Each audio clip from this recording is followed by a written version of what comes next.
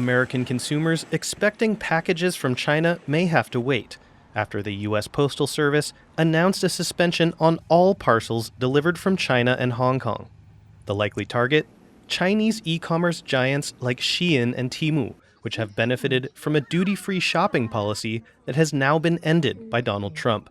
The White House is also reportedly considering adding the two companies to a list of firms engaged in forced labor. It's the latest move in an escalating trade war between China and the United States. The U.S. imposed a 10% tariff on all Chinese imports earlier this week and pulled back from imposing tariffs on Canada and Mexico at the last minute. The White House says the tariffs come in response to China's economic practices and failure to curb illegal exports of the drug fentanyl. Beijing calls this an excuse. 美方以芬太尼问题为由，对中国的商品加征10%的关税，施压威胁，对中国行不通。中方敦促美方纠正错误的做法。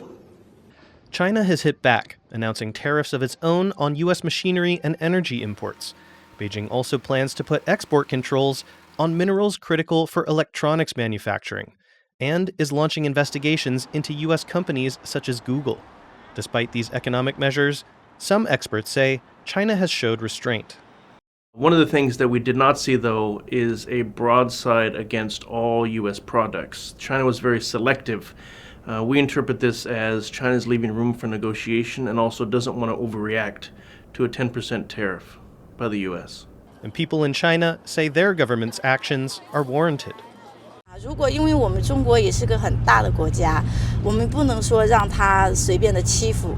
那他一直征收各种关税，那我们不能不发声音。正常的现在的贸易战，比如说芯片限制，这种我觉得反倒是好事儿。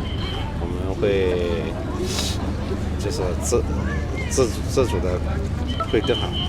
President Trump, meanwhile, seemed unconcerned about China's action, saying he's in no hurry to speak with Chinese President Xi Jinping. Mr. President, what's your reaction to China's retaliatory tariffs? It's fine. It's fine. We're going to do very well against China and against everybody else. Any update you don't want to would speak to President Xi? No, we'll speak to him at the appropriate time. I'm in no rush. Consumers in both countries may be wondering what it will take to reach a deal. China can come to some form of agreement, but what the U.S. wants to see is sustained action, meaning not just a one-off. What China doesn't want to do is it doesn't want to be seen giving into the U.S. So it will also need to receive some reciprocal actions on the U.S. part, whether it's lessening of export controls, maybe access to some NVIDIA chips that are banned. In the absence of any agreement, consumers and investors in both countries are left to determine whether the growing trade war is a temporary blip or a new normal. Fuhua and Gorin for TaiwanPlus. We're not looking to take away money. This is so important.